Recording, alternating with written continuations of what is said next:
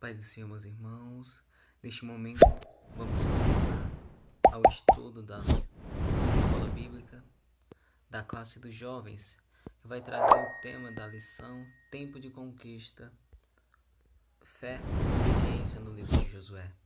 Esse vai ser o tema da Escola Bíblica dos Jovens esse trimestre. Eu me chamo Samuel e eu estarei encarregado de, nessas 13 lições, comentar cada uma dessas lições. Tudo bem?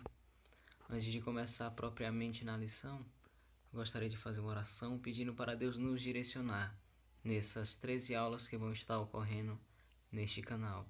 Tudo bem? Todas as aulas vão ser online. Vai estar sendo gravada a da classe dos jovens e também a da classe dos adultos pelo presbítero Jones. Tudo bem? Então vamos orar.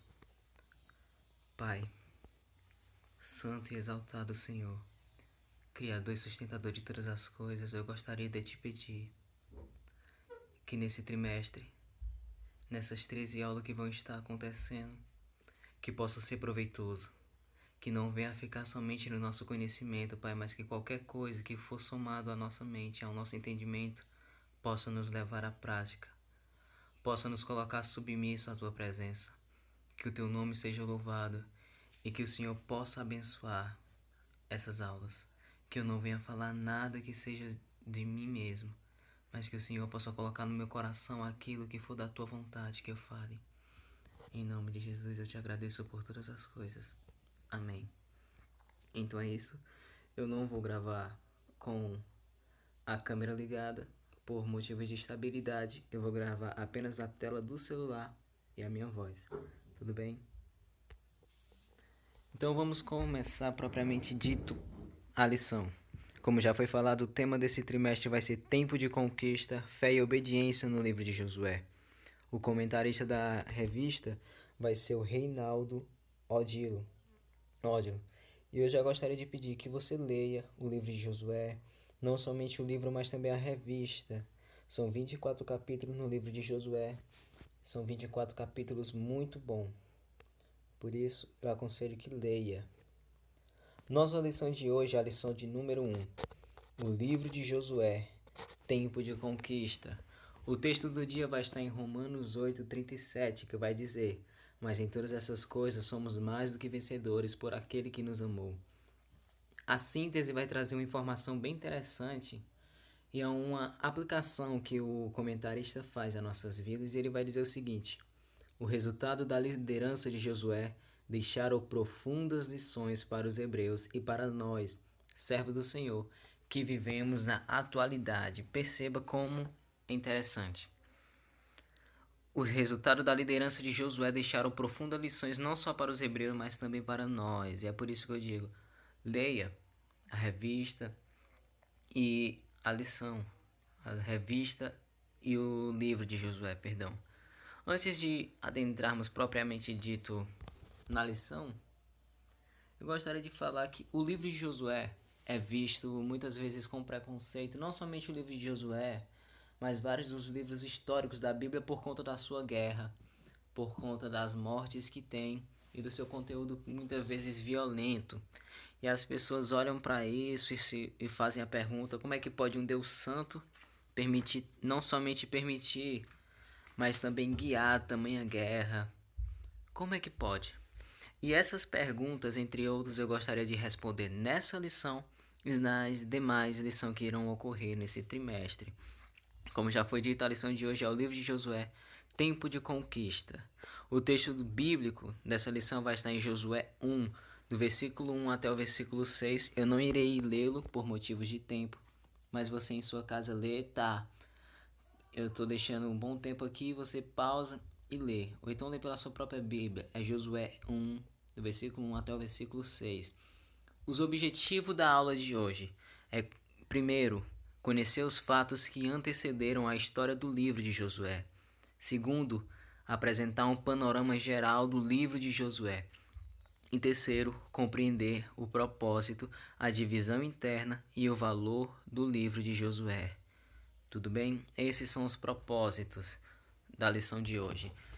Eu já gostaria de falar que eu não vou seguir o esboço que o autor nos dá, que o comentarista nos dá, ao pé da letra, porque ele coloca os fatos que antecederam o livro no final, por motivos que eu creio que será mais fácil e mais prazeroso colocar, conhecer o que antecedeu o livro antes, no começo. Eu creio que isso será bem mais prazeroso e é o nosso ponto 1, antecedentes históricos do livro de Josué. Tudo bem? A fuga do Egito. É importante falar sobre isso, porque como bem sabemos, Israel estava sendo escravo, estava sendo escravizado durante a 18ª dinastia egípcia, de acordo com a Bíblia de Estudo Roma. Ao que tudo indica, ele estava sendo escravizado durante o reinado do faraó Tumis e Amenhotep II. Tudo bem? E como sabemos, Deus levanta Moisés como líder e milagrosamente tira Israel das mãos do faraó. Como sabemos, tem os episódios das pragas, tem um momento que Deus abre o mar vermelho diante de Israel e fecha o mar vermelho no momento que Faraó e os seus soldados estão passando. Então Deus milagrosamente, com a sua poderosa mão e o seu poder, tira Israel do Egito. E agora eles não são mais escravos. Tudo bem? Eles já não estão mais presos. Mas vem um episódio que também é bem interessante, que Deus reprova Israel. Como sabemos, Deus tirou Israel do Egito. Deus guiou Israel pelo deserto. Deus mandava maná do céu para Israel se alimentar. Deus colocava uma coluna de fogo durante a noite, não somente para guiar, mas também para aquecer Israel. Durante o dia, Deus colocava uma nuvem sobre Israel para proteger eles do sol. E como sabemos, Israel não deixava de murmurar contra Deus. Suas murmurações foram tantas que Deus se irou contra Israel. E no livro de Números, no capítulo 14, no versículo 30, Deus disse: Nenhum de vocês entrará na terra que com mãos levantadas jurei dar-lhes para sua habitação, exceto Caleb, filho de Jefone, e Josué, filho de Num. Esse quadrinho azul. E isso vai acontecer no capítulo 14, no versículo 30 de Números. A murmuração de Israel foi tanta perante Deus que Deus disse: Nenhum de vocês entrará na terra que eu prometi. Nenhum de vocês. E sabemos que Israel passa 40 anos peregrinando no deserto, até todos aqueles que Deus disse que não entraria na terra prometida morrem. Surge então a segunda geração de homens, uma segunda geração de Israel. E essa geração sabemos que ela entra na terra. Então vem agora o nosso terceiro subponto: o deserto chegou ao fim. Isso é interessante porque, como eu disse, Israel passou 40 anos peregrinando no deserto por conta da sua incredulidade, por conta das suas murmurações contra Deus. E eles passam 40 anos no deserto. E o autor ele faz um paralelismo entre o deserto e Canaã. E ele diz: olha, Israel não vai mais comer o maná que Deus mandava do céu. Agora eles vão comer do fruto que a terra produzir. Eles não vão mais precisar de uma coluna de fogo durante a noite. Agora eles vão ter o abrigo de sua casa. E ele faz esse paralelismo entre o deserto e Canaã, a terra prometida. E também acontece as últimas palavras de Moisés, mais ou menos quando eles estão na divisa entre a terra prometida e o deserto. Eles estão contemplando a terra prometida, Moisés perto de sua morte. Deus manda Moisés mais uma vez reunir o povo e mais uma vez decretar a eles os mandamentos do Senhor. Porque era importante que antes que Moisés morresse, eles ouvissem mais uma vez todos os 10 mandamentos do Senhor, toda a lei do Senhor. Então Moisés morre. E infelizmente Moisés morre, como eu acabei de dizer. E vem o nosso último subponto do ponto 1. Um novo tempo de fé e expectativa. Como assim um novo tempo de fé e expectativa? Como foi dito, Israel passou 40 anos peregrinando no deserto, até que toda aquela geração de incrédulos morresse. Surge então uma segunda geração. Essa segunda geração ouviu, desde sua meninice, que Deus tinha prometido uma terra que manasse leite e mel. E agora era diferente, porque ele estava à frente da muralha de Jericó. O Rio Jordão estava dividindo eles. Eles estavam numa expectativa tremenda de adentrar as cidades. Eles passaram 40 anos peregrinando no deserto a fim de chegar na cidade de Canaã, a fim de chegar nessa cidade prometida. E agora eles estavam contemplando. Não só sua expectativa era tremenda, como também a sua fé. Como eu já disse, foram 40 anos com essa promessa. E agora ele estava vendo o cumprimento delas. Não tinha se cumprido ainda, mas era como se ele já tivesse contemplado. Ele já estava contemplando a cidade. Ele já estava contemplando as muralhas. Então a sua fé no Senhor era gigantesca, era tremenda. E a sua expectativa de adentrar na cidade também. Então é basicamente isso o que antecede a história do livro de Josué. Israel era presa e era escrava no Egito. Deus tira Israel do Egito, levanta Moisés como líder para guiar essa nação com a sua mão soberana. Tira Israel do Egito, sustenta Israel no Egito, mas sabemos que Israel murmurou contra Deus e por conta de suas murmurações, eles não entraram na terra prometida. Então, quando aquela geração toda morre, Deus levanta mais uma vez Moisés para anunciar-lhes antes de sua morte os mandamentos mais uma vez. Então Moisés morre e eles estão na frente da muralha. Sua expectativa está grande de adentrar. E vamos para o segundo ponto da lição de hoje, que é o livro de Josué. Tudo bem? Vamos trazer uma visão panorâmica. Esse seria o nosso primeiro ponto, uma visão panorâmica do livro de Josué. E o autor da escola bíblica, o comentarista, ele traz uma informação interessante. Ele diz: o livro de Josué é o primeiro livro histórico. Josué, como o próprio autor fala, é o primeiro livro histórico. São 12 livros históricos, começa em Josué e se finda no livro de Esther. E esses 12 livros têm o intuito de contar a história de Israel, o desenvolver de Israel, a história dos seus reis, dos seus juízes. E é por isso que recebe esse nome, porque ele vai narrar a história de Israel no Antigo Testamento. Então por isso ele é o primeiro e é por isso que eles recebem o nome de livros históricos. Mas vamos analisar o título de Josué. O título, como você pode ver, é Josué. Josué é o nome do líder que liderou Israel a conquistar Canaã. Também é o líder que dividiu as terras de Canaã. O livro recebe o nome de Josué. Não é que Josué seja o personagem principal, porque o personagem principal do livro de Josué não é Josué. O personagem principal do livro de Josué não é Israel. O personagem principal do livro de Josué, de maneira nenhuma, são os reis que foram derrotados. Então quem é o personagem principal, irmão Samuel? O personagem principal do livro de Josué é Deus. Deus é o personagem principal do livro de Josué. Lendo o livro de Josué, você vê claramente Deus agindo. Você vê claramente Deus cumprindo a sua promessa que ele faz a Josué no capítulo 1, dizendo que da mesma forma que ele foi com Moisés, ele seria com Josué. E a gente vê isso no livro de Josué. A gente vê o agir de Deus soberano nas guerras. Então, o livro de Josué recebe esse nome, não é que ele seja o personagem principal. Ele recebe o nome Josué porque Josué foi quem liderou. Josué foi o segundo líder de Israel. Mas quem era Josué? Quem era Josué? Josué era o número 2. Como assim o número 2? Como sabemos, Deus levantou Moisés para ser líder de Israel e para tirar Israel do Egito. Moisés foi o número 1. Moisés foi o primeiro líder de Israel.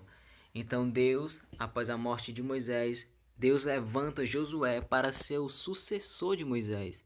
Moisés morreu e agora Deus levanta Josué para ser o segundo líder de Israel. Mas quem era Josué? Josué também foi quem, juntamente com Caleb, foi espiar a terra prometida. Juntamente com os 12, Moisés envia 12 pessoas para vigiar, espiar a terra prometida e para ver como eles iriam adentrar, para criar estratégias. E Josué, juntamente com Caleb, foi um desses 12. Josué também foi aquele que trouxe um relatório mais otimista referente à terra prometida. As outras pessoas vieram dizendo, olha, é uma terra boa, mas é terra de gigante. Josué disse, não, é uma terra boa que mana leite e mel. Então Josué foi essa pessoa que trouxe um relatório mais otimista. De certa forma, Josué também foi treinado, foi preparado por Moisés. Tudo bem? Então esse é Josué. E uma curiosidade a respeito de Josué é que a palavra Josué em hebraico é a mesma palavra usada para escrever o nome Jesus. Josué significa Jeová salva, assim como Jesus também significa. Ambos usam a mesma palavra em hebraico, Yeshua, que significa Jeová salva. Isso é uma curiosidade a respeito de Josué. A autoria, né?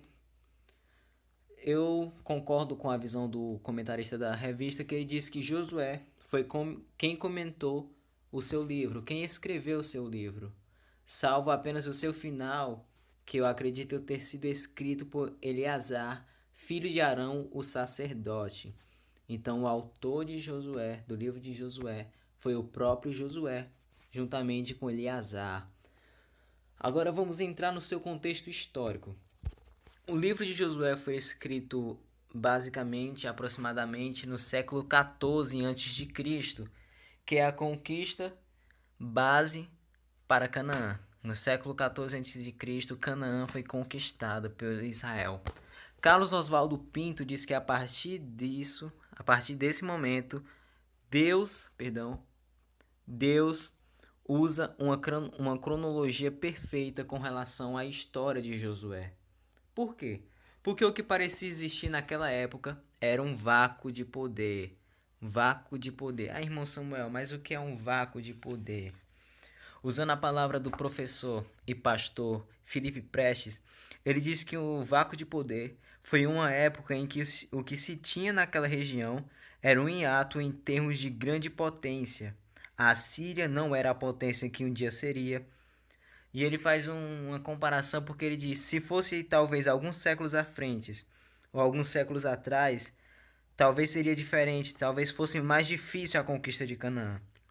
Mas exatamente naquele período, exatamente naquele tempo, Canaã estava fragmentado. Eles não tinham um império grandioso que pudesse retornar em termos de força contra Israel. Mas é importante também falar que quando falamos sobre isso, sobre esse ato de poder, sobre esse vácuo de poder, estamos fazendo menção à cronologia daquilo que Deus permitiu que acontecesse para que a conquista de Canaã fosse daquela forma.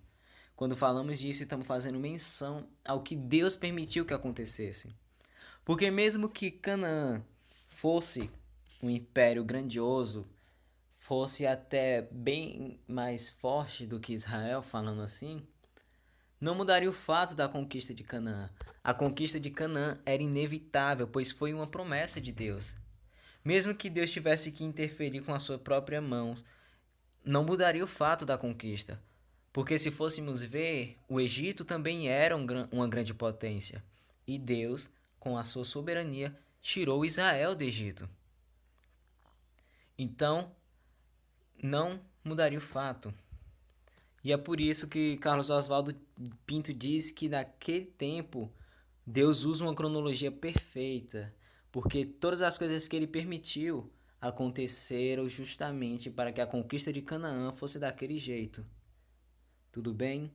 Vamos para o nosso segundo subponto, como era o mundo naquele tempo. Como eu já falei, o mundo vivia um vácuo de poder. A maioria dos grandes impérios que um dia surgiriam nem tinham começado a se formar. Como quando olhamos para Roma, que só tem a sua inicialização no ano 753 a.C., se não me falha a memória. Então o mundo daquele tempo vivia esse vácuo de poder. a maioria dos povos ainda estava engatinhando em termos de força, em termos de resistência e em termos de conquistas. Tudo bem? Quem era Canaã? Eu vou trazer informações diferentes do que o autor traz na sua revista, porque a informação que o autor traz é mais geográfica. Não que a geografia não seja interessante, na realidade, quando você vai estudar um livro, é muito bom você estudar a geografia. Mas por eu crer que neste momento seria mais proveitoso estudar o seu cenário religioso, estudar mais a respeito de quem era Canaã e de seus povos, de como eram os cananeus, eu não vou falar da sua geografia. Então, quem era Canaã? Canaã era uma mistura de raças. Existia uma grande mistura. Eram uma pequena minoria de lordes cananeus. Também tinha egípcios vivendo em Canaã, vivendo tudo à custa de uma grande maioria de pobres. Essa é a grande verdade sobre Canaã. Eles eram uma mistura de raças. Quem era Canaã? Eles seguiam uma religião politeísta. Ah, irmão Samuel, mas você falar isso é quase um pleonasmo, porque praticamente todos daquele tempo viviam e seguiam a religião politeísta. Sim, mas é interessante falar da religião politeísta de Canaã para entendermos também o motivo de sua destruição. Então é muito importante frisar isso. E mais na frente eu explico um pouco mais, vou me deter mais um pouco na sua religião. Quem era Canaã? Canaã era uma sociedade bem sofisticada. Eles tinham bastante sofisticação na arte e na cultura. Então não vá pensando que Canaã era um povo tribal que não entendia de nada de arte. Não. Sua arte era bem sofisticada, suas esculturas eram grandiosas. Quem era Canaã? Canaã tinha uma proteção de cidades, estados muradas. E isso é bastante interessante para entendermos o porquê que Josué teve que passar por cima de 31 reis, salvando apenas o de Gibeão, que, como sabemos, enganou Josué. Então é interessante sabermos isso, que eles tinham uma proteção de cidades e estados muradas, porque vamos entender o porquê disso. Essas cidades muradas viviam em volta de Canaã. E é por isso que foi tão difícil a conquista de Canaã. Mesmo eu dizendo que a cronologia de Deus permitiu que todas as coisas acontecessem daquela forma, não anula o fato da dificuldade da conquista de Canaã. Porque quando você lê o livro, você vê que é guerra por cima de guerra. São 31 reis que Josué e Israel têm que enfrentar. Por conta que a cidade de Canaã tinha uma barreira, ela tinha uma espécie de proteção de cidades-estados. Mas o que é cidades-estados? São cidades autônomas. Tudo bem? Mas uma coisa que é importante falar é que por elas ser autônomas não quer dizer que ela não faça aliança.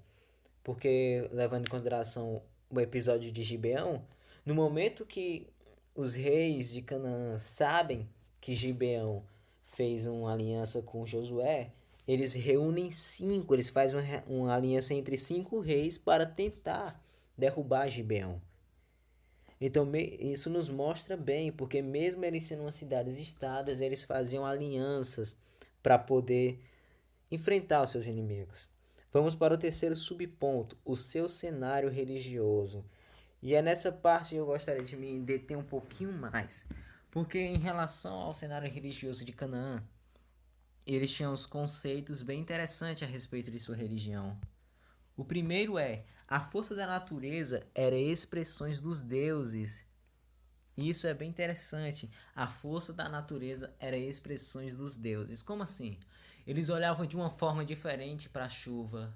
Eles olhavam de uma forma diferente, vamos dizer, por exemplo, para um desastre natural, como um terremoto. Eles olhavam para aquilo e diziam que é Deus, é os deuses dele se expressando. Por exemplo, a chuva, o terremoto, qualquer coisa dessa, era expressões dos deuses, tudo bem?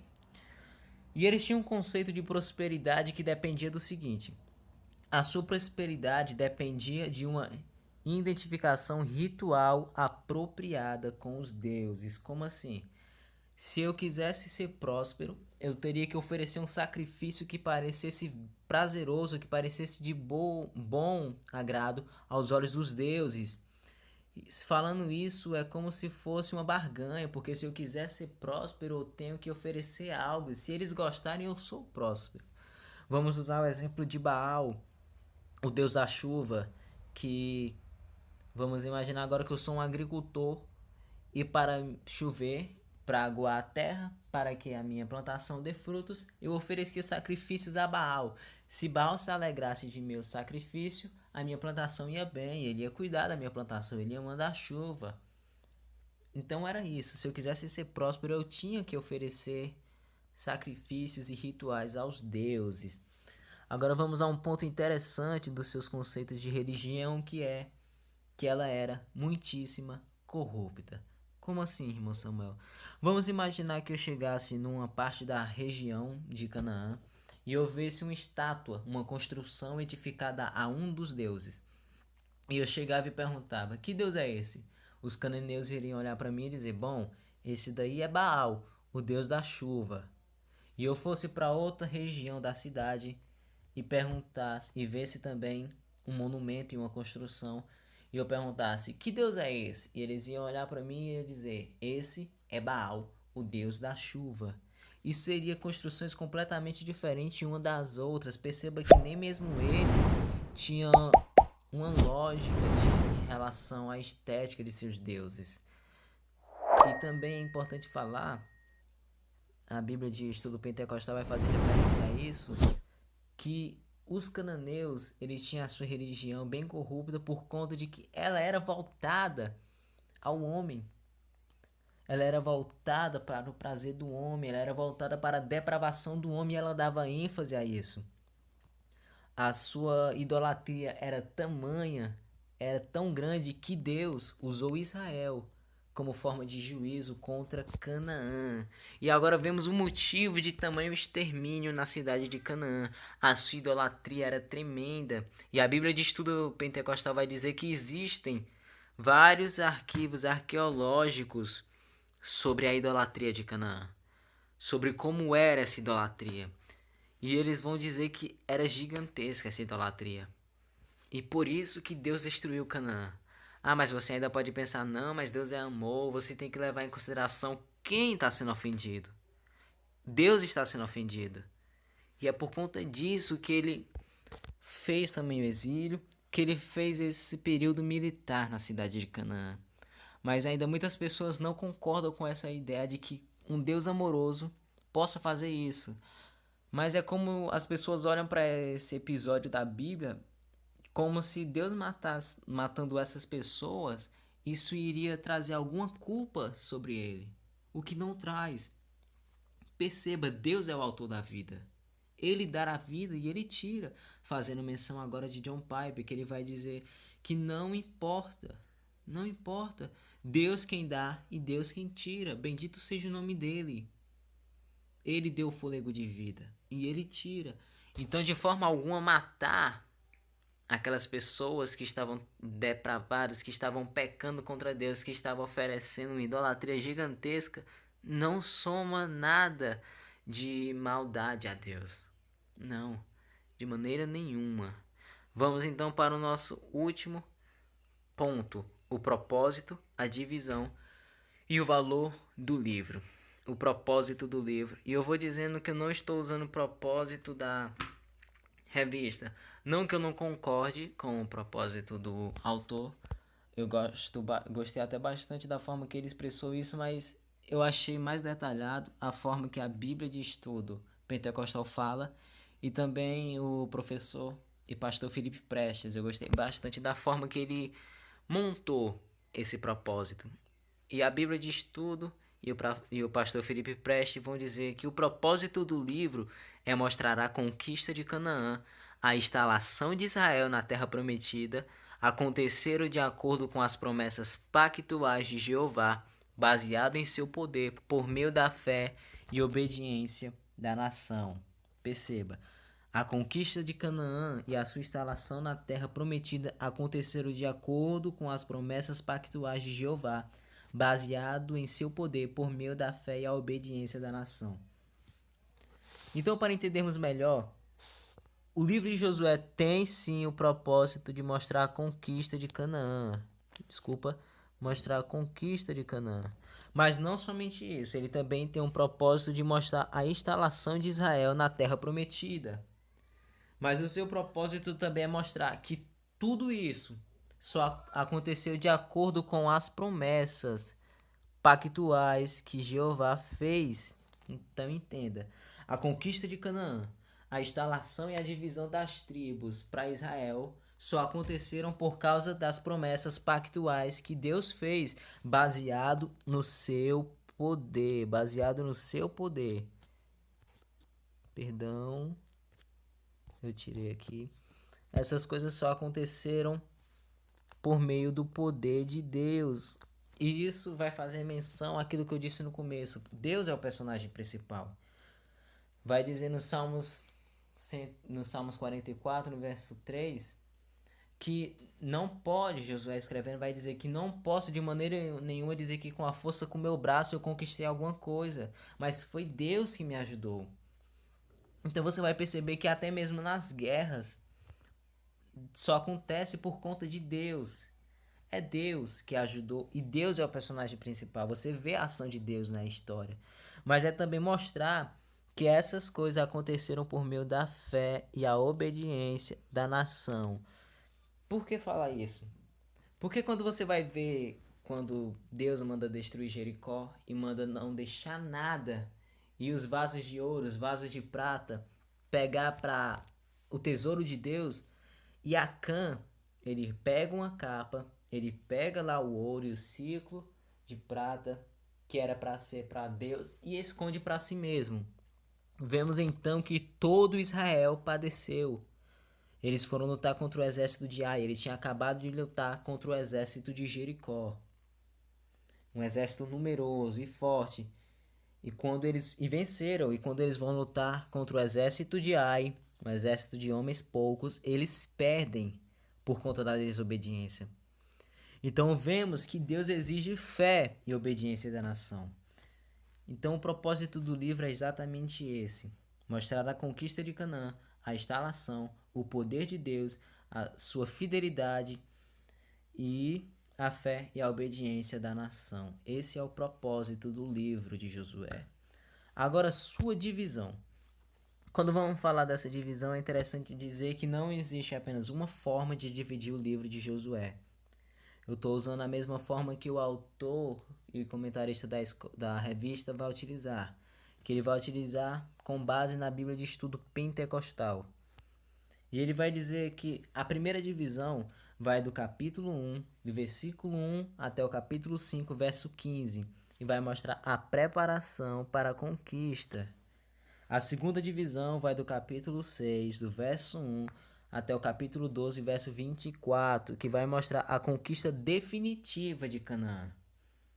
Tá? Então vamos à terceira divisão do livro, que vai do capítulo 13, do versículo 1 até o 22, verso 34, que vai ser a divisão das terras, que talvez para alguns seja a parte mais cansativa do livro de Josué, porque vai falar de qual tribo ficou com qual parte da terra. Mas temos que levar em consideração que isso só é cansativo para nós, para a gente, porque não se refere a gente. Não de uma forma tão direta, mas se, por exemplo, se fosse totalmente apontado para nós, isso nos daria interesse. Temos que levar em consideração que isso é totalmente importante para Israel, porque vai mostrar a divisão, vai mostrar quem ficou com qual parte. Por isso é importante essa parte sim no livro. Então, a quarta divisão vai do capítulo 23, do verso 1 até o capítulo 24, verso 34, e vai mostrar a mensagem final de Josué. E o escritor Carlos Oswaldo Pinto vai dizer que esses dois últimos capítulos ele vai ter um estilo mais sermônico, por conta que Josué vai fazer mais uma vez a aliança com o povo, vai contar a história. E esses 2 capítulos finais, ele vai ter um estilo sermônico, por conta da mensagem que o livro vai trazer. Agora vamos ao valor histórico do livro. Eu não vou também utilizar a forma que o autor utiliza para explicar essa parte. Eu vou usar o que a Bíblia Roma utiliza sobre o valor histórico do livro. E a Bíblia Roma vai dizer o seguinte: o livro de Josué prevê os meios pela quais Deus cumpriu a sua parte no pacto. Deus lhe concedeu vitórias, mas cada vitória requereu a fé da nação. A provisão, a provisão de Deus era para com o povo, com o seu líder e guia. Deu testemunha para gerações futuras da liderança divinamente desejada para Israel, e a sua graciosa dádiva da terra revelou que o fiel cumprimento do pacto por parte do povo podia resultar em bênçãos abundantes. Vamos analisar essa frase para podermos entender o seu valor histórico. Então, o livro de Josué tem um valor histórico porque ele provê os meios pela quais Deus cumpriu a sua parte no pacto, fazendo lá a menção ao propósito do livro. Deus provê os meios pela quais ele cumpriu o seu pacto. Então, o livro de Josué provê os meios pela quais Deus cumpriu o seu pacto. Perceba a parte. Provê os meios pela quais Deus cumpriu. Fazendo menção agora a Deus sendo o personagem principal. Essa parte, esse valor histórico está dando completamente a ênfase a Deus. Da conquista, até mesmo da separação. De todo o livro, é Deus provendo os meios. Deus provendo os meios para cumprir a sua parte no pacto. Perceba mais uma vez o propósito do livro. É Deus cumprindo a sua parte no pacto. A conquista de Canaã, a instalação do povo de Israel na cidade, foi para Deus cumprir o seu pacto. Aí vai dizendo que Deus lhe concedeu vitórias, mais uma vez dando um ênfase a Deus. Deus quem concede a vitória. Deus quem guiou o povo. Deus quem ajudou o povo dando-lhe força. Mas ele dá uma ênfase interessante. Mas cada vitória requer a fé da nação. Fazendo mais uma vez menção à capa de Acã. Quando eles viraram as costas para Deus, Deus castigou todo o povo, não somente Acã, mas todos, pois era requerido a fé de toda a nação. O livro também traz um valor histórico que mostra a provisão de Deus para com o povo. A provisão de Deus é Deus provendo todas as coisas. Como seu líder e guia. Deus provê todas as coisas como líder e guia da nação.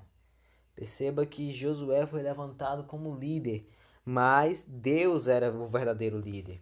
Deus era o monarca de todas as coisas. E seus súditos apenas eram, como eu posso dizer, apenas recebiam a graça da soberania de Deus. O livro também traz um valor de dar testemunho para as futuras gerações, da liderança divinamente desejada para Israel. Da liderança divinamente desejada para Israel. Qual é a liderança?